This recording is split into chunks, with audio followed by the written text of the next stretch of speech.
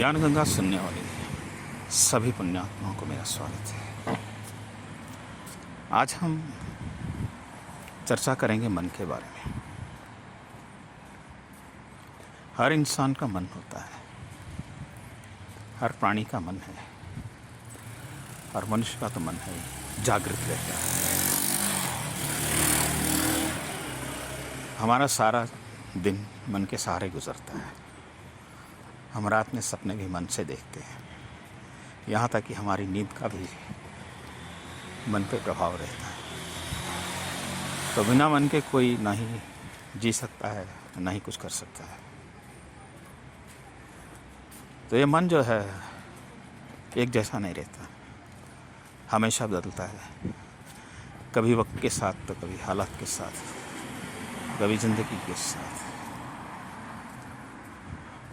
तो आज इस मन के ऊपर हम चर्चा करेंगे कि मन क्या है, मन की कितनी अवस्था है, मन को कैसे जीता जा सकता है, और मन के साथ भगवान को कैसे जोड़ सकते हैं।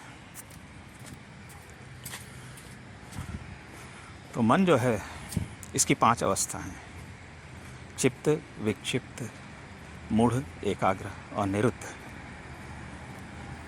हम ज़्यादा विश्लेषण में नहीं जाएंगे, संक्षेप में मैं उसको आपको समझा दूँगा।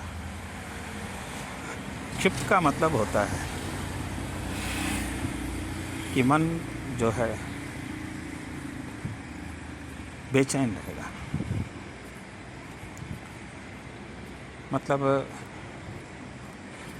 आपका काम करेंगे लेकिन मन वहाँ लगा नहीं, बेचैन, पता नहीं चलता है क्या है, फिर भी बेचैन। यह है क्षिप्त। विक्षिप्त का मतलब है कि मन जो है उल्टा चलने लगता है। उल्टा का मतलब हो गया कि आप कर कुछ रहे हैं और आपके मन में कुछ और चल रहा है। वो आपको हमेशा जो है दुखी करते रहेगा। तो जिस अवस्था में मन दुखी होने लगता है, मन काम नहीं करता है, उसको विक्षिप्त कहते हैं। उसके बाद होता है मूढ़। मूढ़ का मतलब है कि एक जुनून, कि मन एक ही तरफ जाए, जो पकड़ लिया बस उसी पे दिमाग चला जाएगा, वो दूसरा कुछ सोचेगा नहीं। यह है मूढ़, इसको जुनून कहते हैं। तो यह मन भी खतरनाक है एक तरह से। उसके बाद होता है एकाग्र। एकाग्र मन जो होता है कि वो आपको संतुलित रखता है, बैलेंस करके रखता है, आपको फोकस करता है। आप जिस काम में करते हैं उस काम में आपका मन लगा रहता है।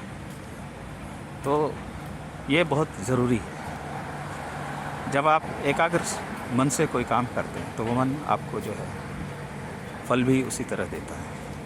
वो काम भी अच्छा होता है और उस काम से आपको सफलता भी मिलती है। और उसके बाद होता है निरुद्ध। निरुद्ध मन जो है वो समाधि में चला जाता है।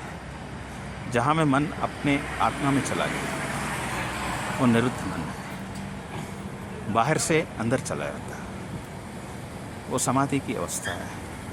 आप जब ध्यान करेंगे तो उस ध्यान में जो चला जाएगा मन, वो पहले एकाग्र होगा, फिर निरुद्ध हो जाएगा। तो इस तरह ये 5 अवस्थाएं मन की हैं: क्षिप्त, विक्षिप्त, मूढ़, एकाग्र और निरुद्ध।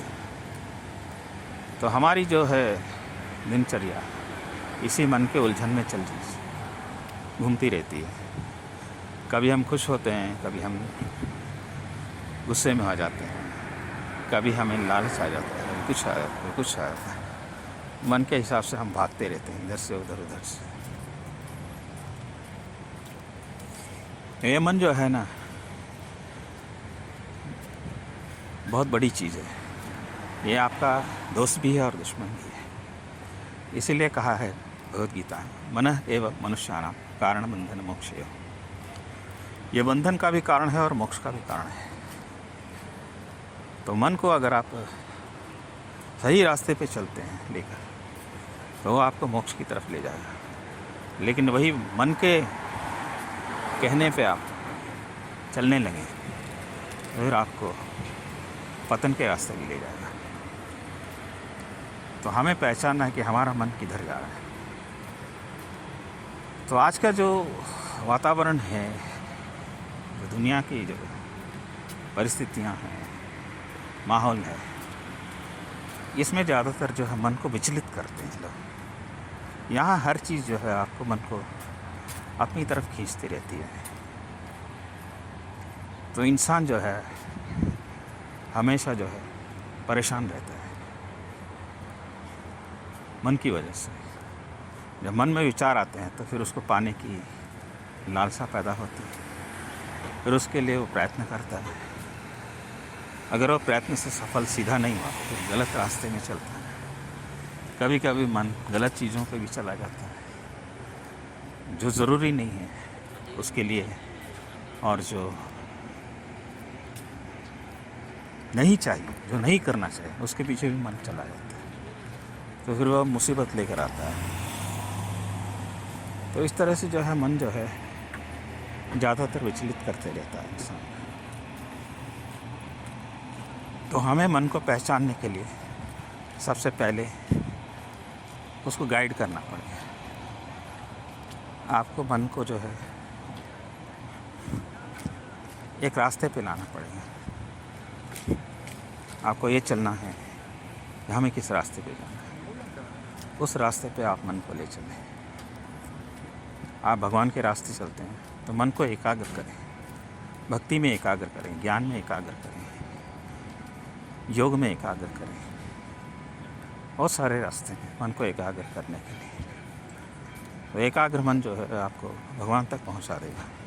ये एकाग्र से निरुद्ध हो जाएगा। जब एक बार मन निरुद्ध होगा फिर आप समाधि स्थिति में चले जाएंगे, फिर आपका भगवान से संयोग हो जाएगा। ये कोई ज़रूरी नहीं कि आपको जंगल में जाकर करना पड़े, आप घर में भी कर सकते हैं।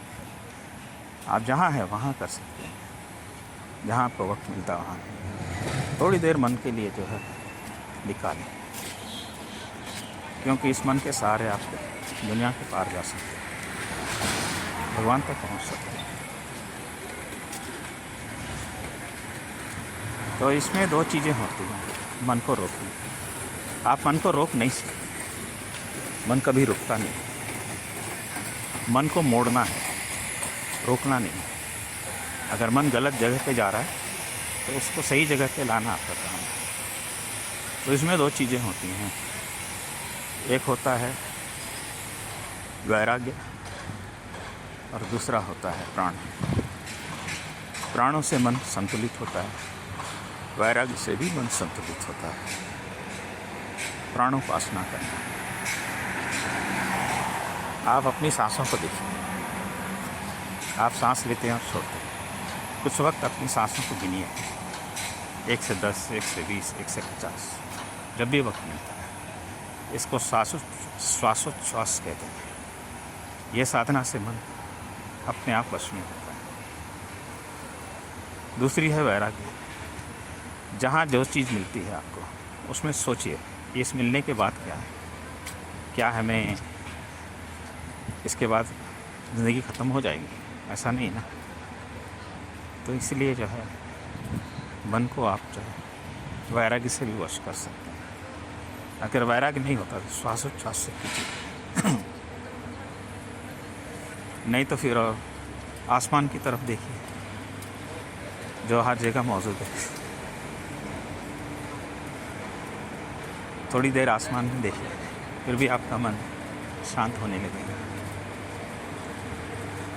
और जब एक बार आपके बस में होगा और मन को थोड़ा थोड़ा जो है कंट्रोल करने की कोशिश करें। हमेशा मन के पीछे भागिए मत, थोड़ा उसको वक्त दीजिए। भाई मेरी भी कभी सुना था, हमेशा जहाँ मैं अपनी बात करूँ तो कभी मेरा मन खाता है पापड़ खाने का, मैं 2 खाता हूँ। तो अगर मन कहेगा कि नहीं मुझे तो अचार चाहिए, तो मैं उसको पूछता हूँ क्या तेरे बाप की शादी है क्या 4 मन पापड़ खा रहा है? नहीं, 2 से काम चल रहा था, फिर 4 क्यों खा रहा था? इस तरह से तो मन को जो है कंट्रोल करना पड़ेगा। अगर हमारा मन हमारे कंट्रोल में रहे तो हम दुनिया जीत सकते हैं। अगर हम मन के गुलाम हो गए तो दुनिया हमें भी गुलाम बना देगी। तो ये चीज़ है। तो आप इस मन को समझिए, इस मन को काबू में रखने की कोशिश कीजिए और जहाँ तक हो सके इसे भगवान के रास्ते लगाइए। बस यही आदमी कहना चाहते हैं। बाकी फिर मिलते हैं कभी किसी और चीज़ से।